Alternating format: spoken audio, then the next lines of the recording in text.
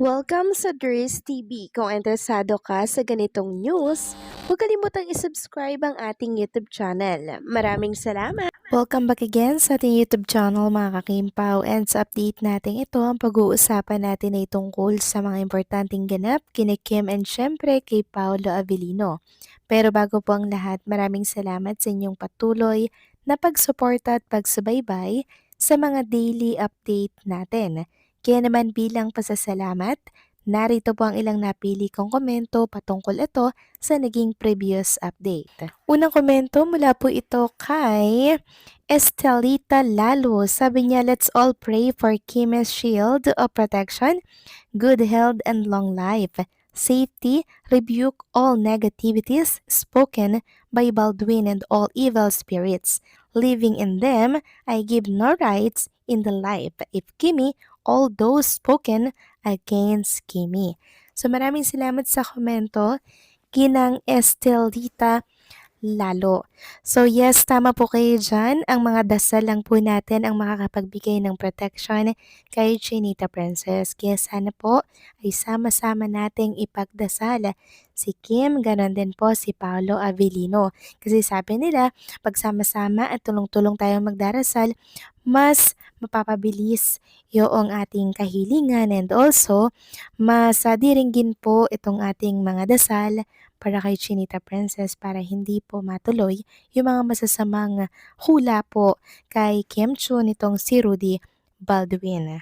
Basta wag na po nating i-entertain ang tungkol sa mga hula na yan dahil alam ko na wala po talagang katotohanan yan mga kakimpaw. Ito po ay gawa ng kalaban, ito po ay gawa ng mga demons na kung saan nililito po ang mga tao. Diba? Kaya nasa sa atin na po yun kung maniniwala tayo dito or hindi. Pero sinasabi ko na sa inyo na never ever maniniwala sa hula dahil wala itong basihan, wala itong batayan, kundi manlin lang lamang ng lipunan.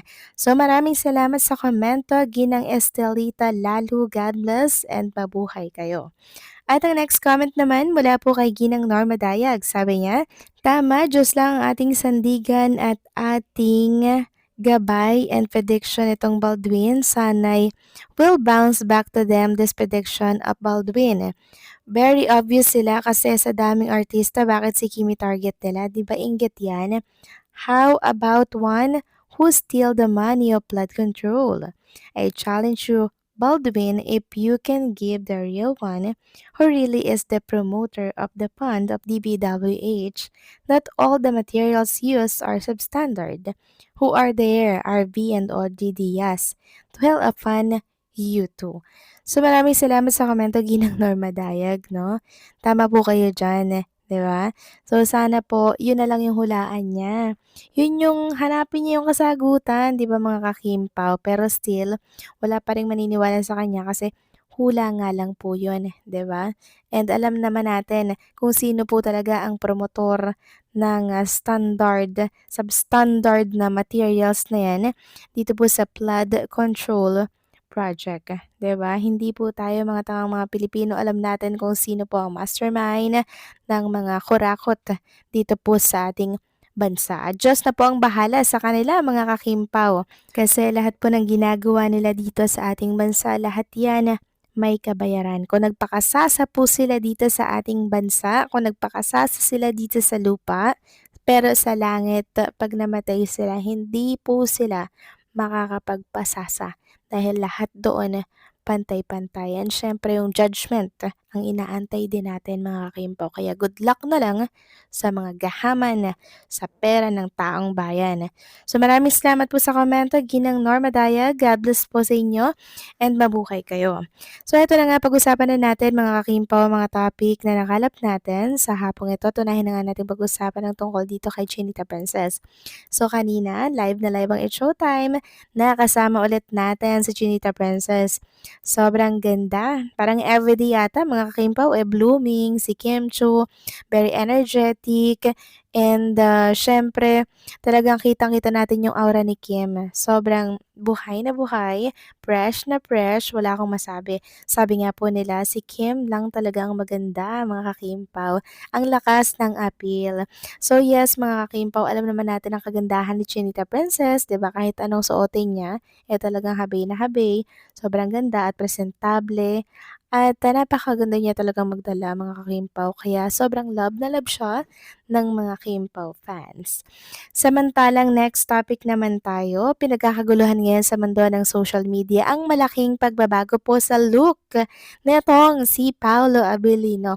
Yes, mga kakimpaw, nagpabawas po ng hair si Paolo Avellino and alam nyo, sobrang nagustuhan to ng mga Kimpaw fans kasi sobrang pogi at sabi nga nila parang mannequin yung look ni Paolo Avellino dito. Super pogi.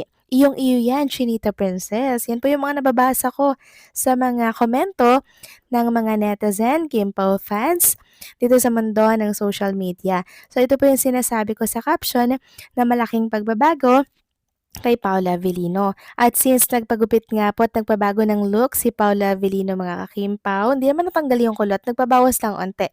Sabi nila, kung may kaugnayan daw itong pagpapagupit ni Paolo sa kanyang panibagong project, mga kakimpaw. Dahil daw ba dito kung bakit nagpagupit si Paolo Avellino. So isa po yan sa katanungan ngayon ng mga Kimpaw fans at hopefully daw ay kasama si Chinita Princess sa project na gagawin po ni Paolo Abilino. Sana mga Kimpaw si Kim Cho nga yung kasama niya kasi sabi nga po, 'di ba, ng tagaloob ng ABS-CBN na merong upcoming project ang Kimpaw. So hopefully, eto na po yan mga kakimpaw. Kasi hindi naman natanggal yung kulot ni Paula Avellino. Oh.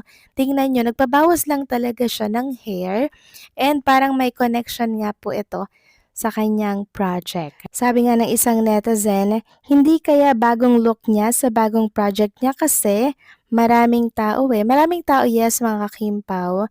Doon nakapalibot sa kanya habang siya po ay nagpapagupit at binabawasan po yung kanyang hair. Tapos naka-video pa mga kakimpaw, naka-documentary pa talaga ha, yung pagpapagupit po ni Paula Avellino.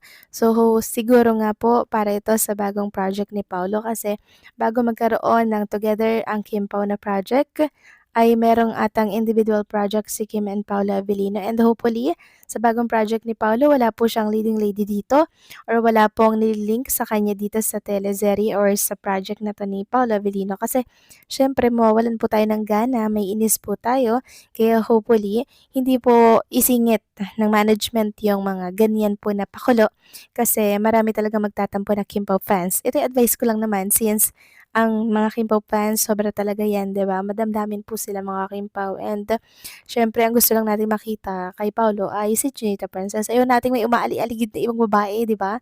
Na umaarte or ka-eksena ni Paula Avellino. Agree ba kayo dito mga Kimpaw? Please comment down below. So hanggang dito na lang po ang update natin at maraming salamat sa patuloy po na pagsuporta.